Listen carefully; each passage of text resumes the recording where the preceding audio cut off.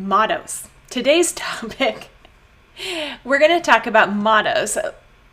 With homeschool logistics, logistics is the way in which we put the pieces together and actually put them into practice.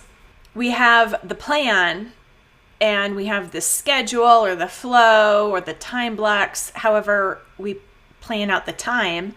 And then logistics are the actions that we take to actually get ourselves and other people doing the things at the right time, at the right place, whatever.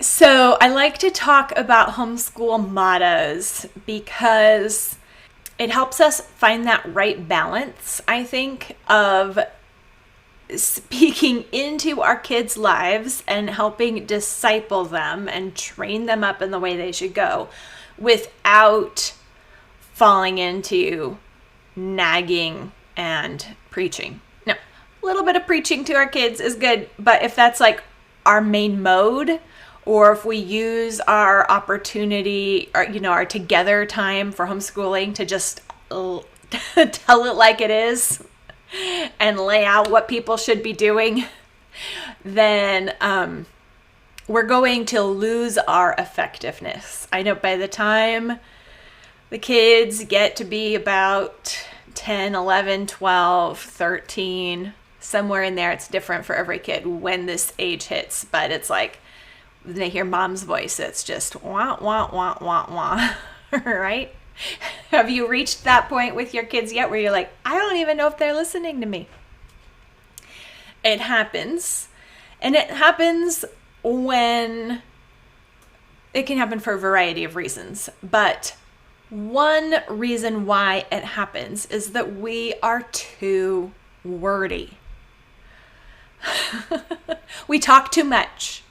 And so our voice loses its effectiveness in our kids' lives because they're tuning out, they're filtering it out because so much of it was just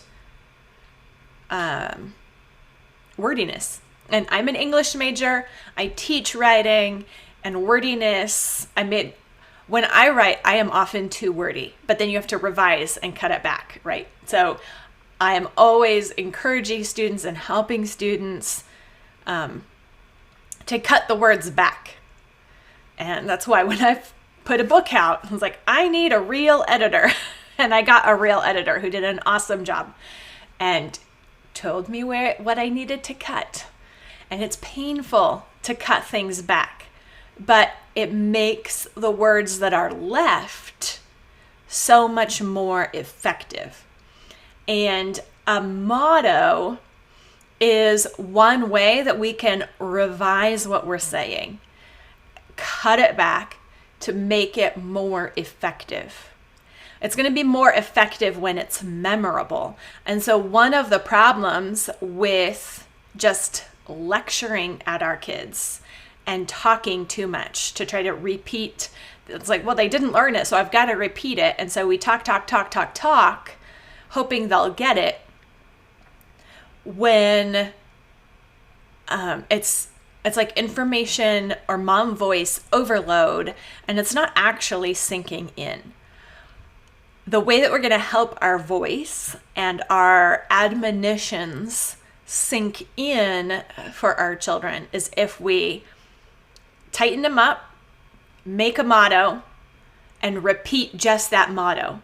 And that's good because it puts that motto into the kids' heads. And it's good because it helps us keep our mouth shut when we should keep our mouth shut. And so it's effective on going out to the hearers, especially the more we repeat it. But then also having it as a tactic ourselves is in itself a reminder. Just say this and leave it. And it helps us practice restraint instead of careening back and forth between talking too much and then not talking at all. And lecturing and nagging and then just leaving them to their own devices. We need to not fall on either ditch. And I have found that mottos are the most helpful way to concentrate motherly advice. Yes.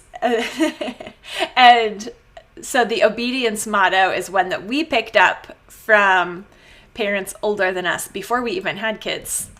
And it's one of the mottos I like to also offer other people is obey right away, all the way, with a good attitude every day. And there are different versions. And sometimes I always wish it rhymed a little bit better, or the flow was a little bit better. But right away, all the way, with a good attitude every day was the primary form that we took. Heather has obey all the way, right away, with a happy heart. That's nice. So,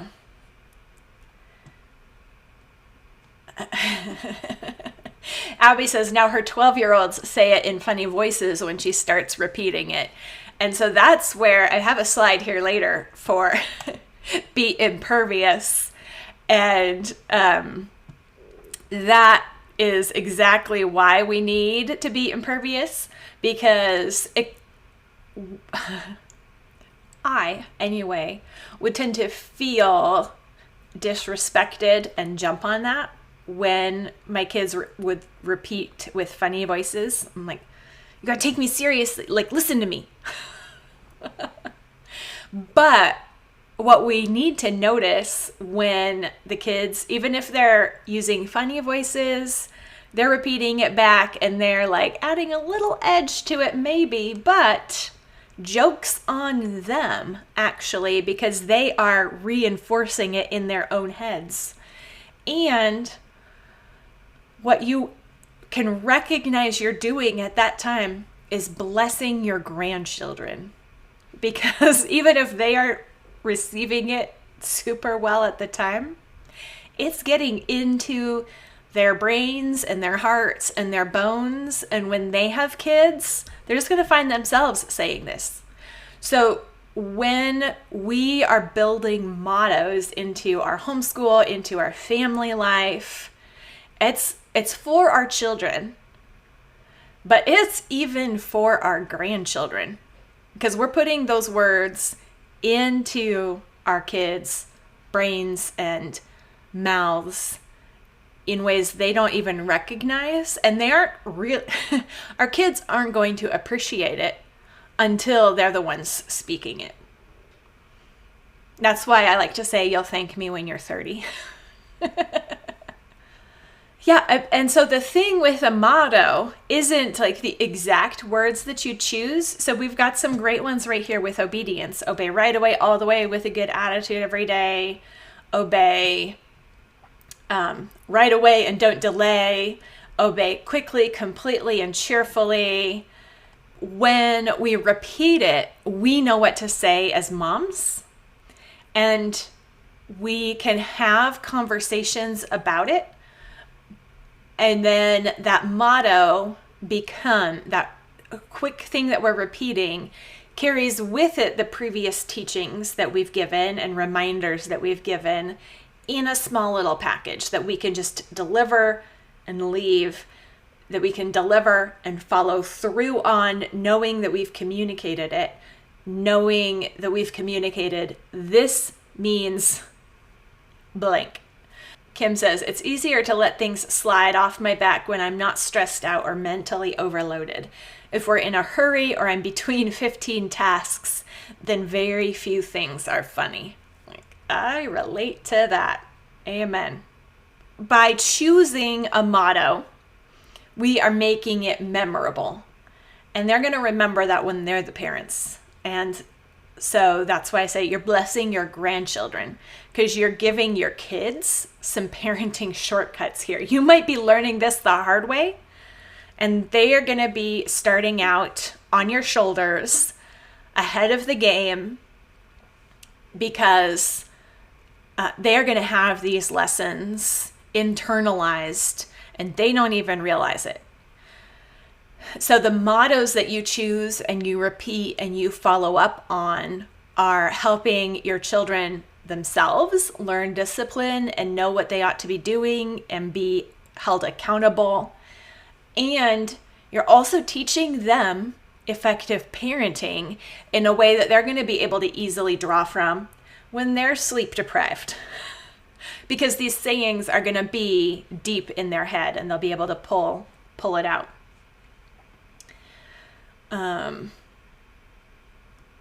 Lisa says, if you're going to choose between a belly laugh and a good cry, go with the laugh. It's less cleanup. I love that. Okay. So when we repeat the same words, it helps our responses as well. So it's a gift that we're giving to our children, but it's also a gift that we're giving to ourselves because it helps us know what to do. And sometimes our frustration, our lack of good humor, our just kind of blowing up as parents, and like that happens, is because we don't even know how to handle what's right in front of us. We are unprepared. It hit us unexpectedly and we're caught unawares.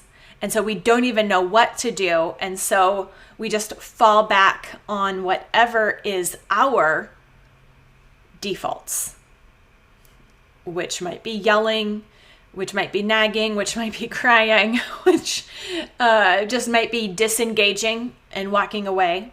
But none of those are effective parenting techniques.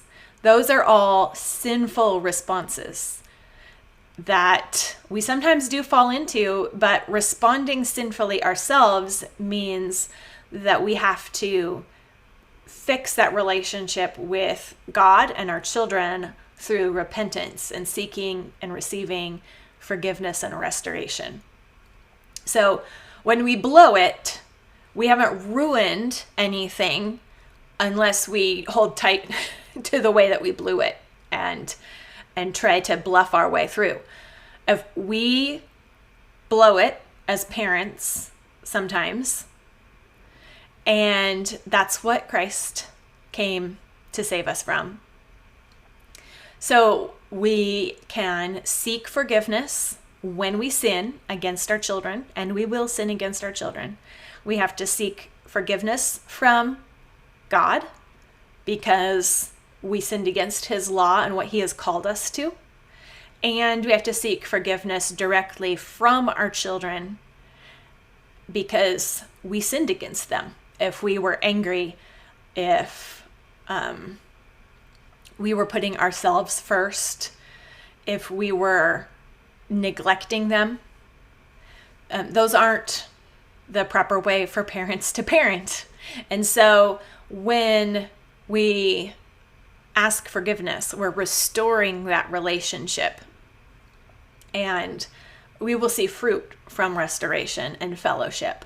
And when we're in a state of fellowship with one another, those mottos stick even more because they're sticking with love and good humor and affection. And sometimes 12-year-old boys repeating things in funny voices is their weird way of actually showing affection for the thing. Like they might not like that they like it, but but we can see that for what's maybe really going on, even if we find it annoying.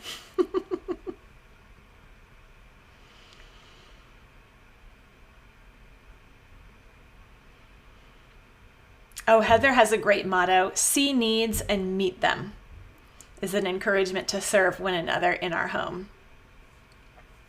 Yes, and Robin says this is, of course, why we memorize scripture, right? Because we're repeating the same things over and over. We want those words deep in our head so that they pop out when we need it.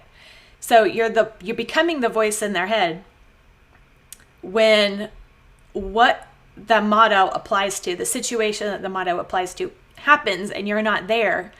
It's way more likely that they're going to hear your voice telling them, reminding them of what they should be doing, if they have a pithy little reminder stuck in their head rather than reams and reams of lectures.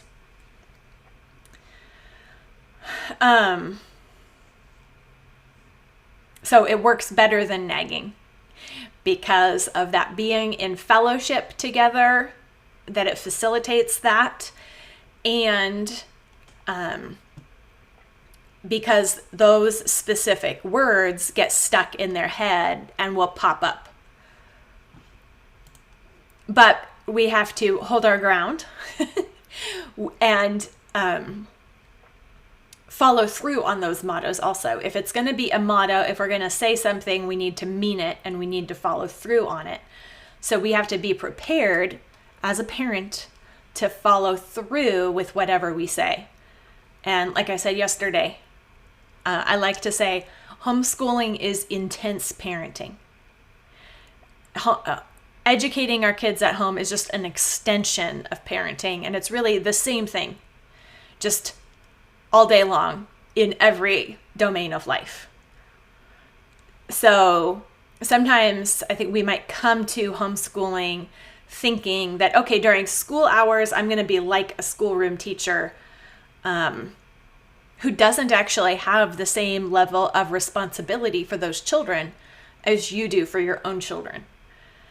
And so because you have deeper responsibilities for your children, you are going to be acting upon their whole person needs, which means when they're crying over math, it's not just the math that we're dealing with. We're dealing with the person and bringing that person up.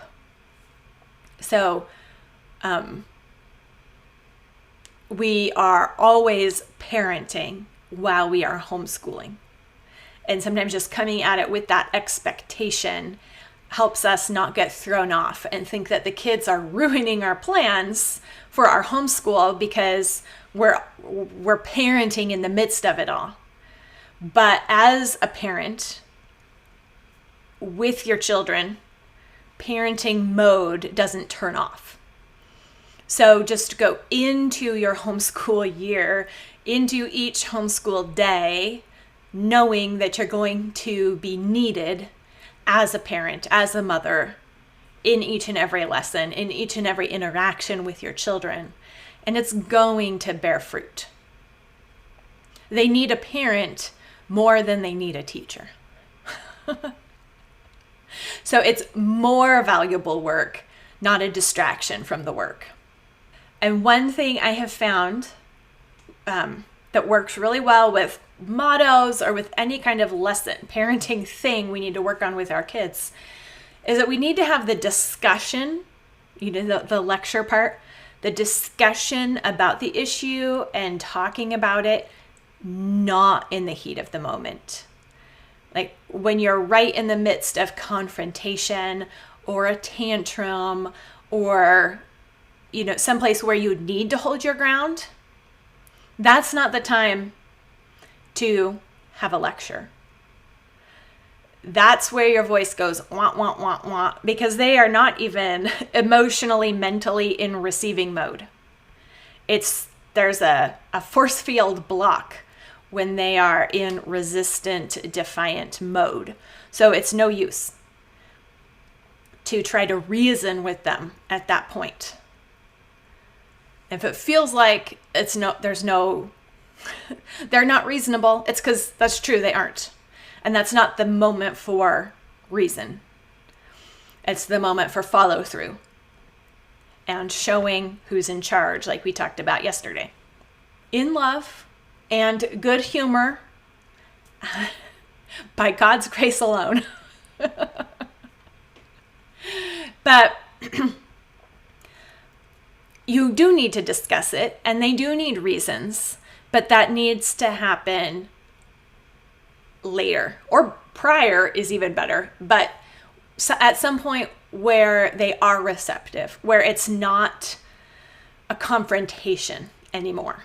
When you're on the same team and your fellowship is restored, then you can reason and teach and instruct and explain the motto, explain what you expect. And then when there is a confrontation, you just say the motto, expect it, hold your ground, follow through. One of my mottos, there's some great mottos showing here in the chat. One of mine has been, use your eyes before your mouth, because they'll come in, what are you doing? I'm chopping an onion at 4 p.m. So I'm chopping an onion, I'm making dinner. Like, why are you asking me what I'm doing? Use your eyes, not your mouth. And I mean, that's a pretty innocuous one that might just be a small talk conversation starter. But, a lot they just come in and just ask a question. And it's like, what do you think? Use your eyes, not your mouth. Or I'll use that one too if they lost something. Like, where is my pencil? Well, you're going to have to try using your eyes, not your mouth. Trying to get other people to find it for them. Asking around instead of actually looking is not very effective. When I had younger boys, they tended to not speak up, but to kind of mumble and stuff, and speak under their breath. I'm not sure that this ended up being super effective, although they do know how. Anyway, not that they don't still sometimes speak too softly, but we would practice we had mottos in our morning time binder as part of our memory work, and one of them was voices. And I would say voices, and they would say cheerful, polite, strong. And that's what I would expect, especially during school, especially during recitation in morning time. So we would start off with that one. And then when they would come to me and kind of be muttering or talking under their breath, I could just say, voices.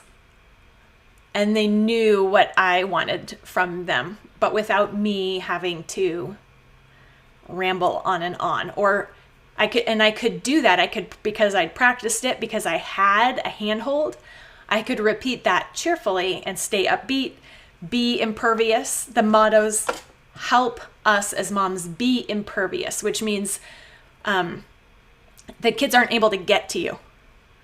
You are a wall, you are a shield, and the kids will sometimes try to break you down. They are testing their own strength, not just boundaries in a bad way, but they are learning how things work, learning what they can get away with, yes, but also learning about themselves and who they are in relation to other people. There's a little bit of like that, the pecking order, right? Is the pecking order because they go around pecking at people, or not people. The chickens go around pecking at each other to figure out the pecking order. And there's a sense in which our children do that also. Cheerful, polite, strong are the voices. But when we have a go-to thing to say that we know encapsulates what we're asking of our kids, and they know what it means, and we know that they know what it means, so we can just say it, it helps us be impervious.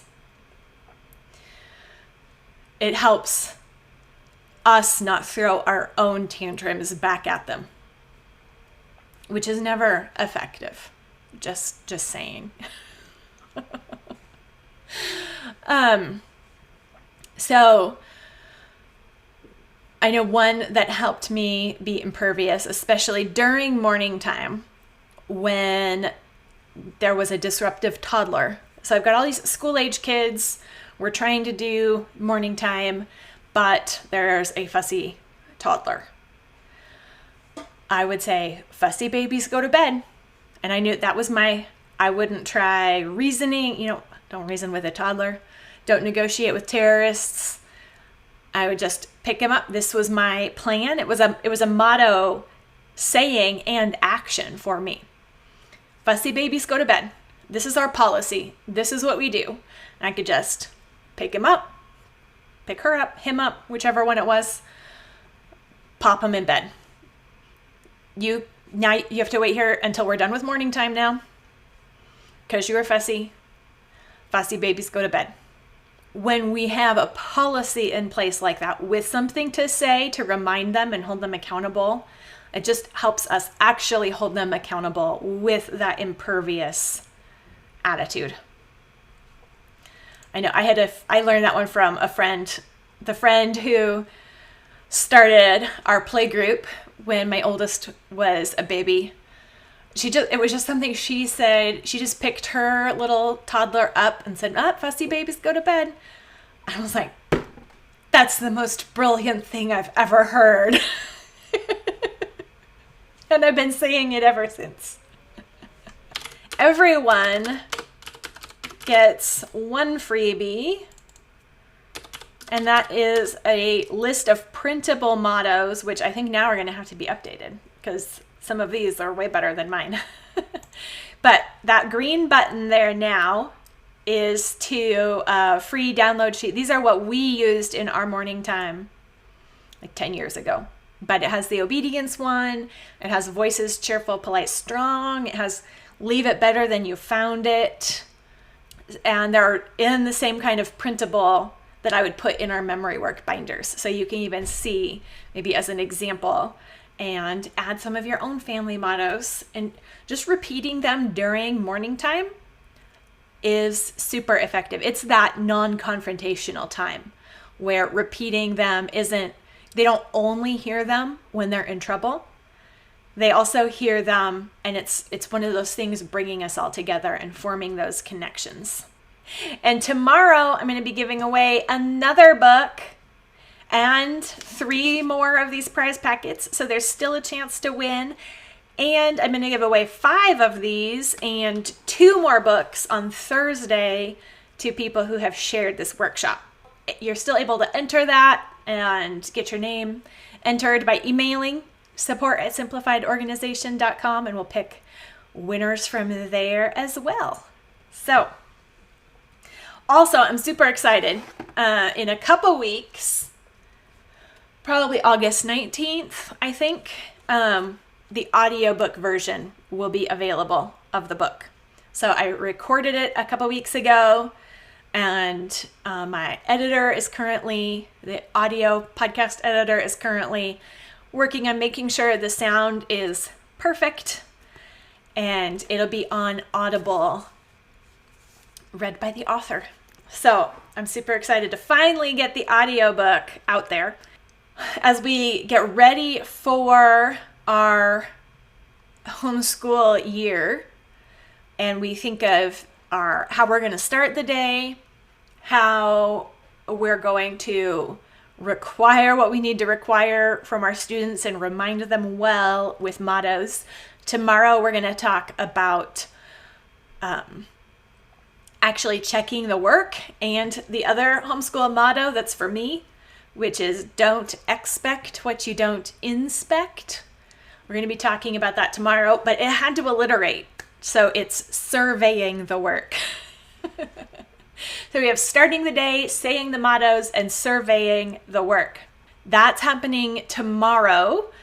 Right now is inside Simply Convivial Continuing Education, which is our membership program full of courses and a not on Facebook private community chat group. And we, inside Simply Convivial Continuing Education, we also do workshops like this, not quite so long, usually just about 20 minutes every week on our monthly topic. And August's monthly topic is planners. So our very first weekly seminar about planners is actually happening in 2 hours, or 1 hour and 45 minutes. So if you want to make a planner that works and you feel like your planning is a waste of time, then joining right now would be great timing, because we're just getting started and we're going to spend all month brainstorming and figuring out our planner plan. So today's seminar for members only, that starts in an hour and 45 minutes, is going to cover the 5 different kinds of planners. Like a pre-printed planner that you just buy off the shelf is one kind. A bullet journal is another kind. There are 5 kinds of planners. And so we're going to just go over what each of those options are and give examples of different ones. And the great thing about these seminars is, even though I am on video talking, it's on Crowdcast right here like this. So you can see the chat and how helpful the chat is also. People will be sharing what they use, what has worked, what hasn't worked, why, all month long. And we'll talk about how to figure out which planner is going to be the best bet for you and your situation and your personality, because any of them will work. Any of them will work if you do, just like homeschool curriculum. You have to actually do the work and then it will work. But so how do you go about picking and committing to a planner when there are so many options? That's what we're going to discuss today. We're going to be talking about planners all month. And if you need a little homeschool accountability, homeschool mom accountability with these ladies here, who you can see are awesome. Starting September 2nd, we're going to be doing Work of Homeschooling together. That is a 6-module course that I wrote several years ago now. We've done it a few times in a live run like this, where every Friday there's an email with a checklist, and we go through things like setting up a routine for checking the kids' work, setting up our kids' checklists, just basically following through on our plan. We spent all summer planning our homeschool year, but what about following through with it, actually putting forth the effort? So we're going to start that September 2nd and help hold one another accountable to following through on those plans, and also how to iterate and adjust on the fly, because we usually overplan and overcommit. So how do we discern what we should commit to and keep up and just push for, and what do we need to just be realistic and let go of? That is September homeschooling in a nutshell, and we're going to do it together in community. And so if you join now, you'll be able to do monthly planners with us and get that figured out before school starts. And you'll have time to work through Homemaking 101, our basics course, before we start Work of Homeschooling. So it's a great time to join. And we're going to be doing a lot of fun things. I have a couple more surprises in the works too for members, but I'm not ready to announce yet, but they're coming. So I'm looking forward to seeing many of you in a little bit. Let's get some time to fold a load of laundry or something before we start our next workshop. Maybe I'll have a cough drop. All right, talk to you all later, and I hope to see you tomorrow.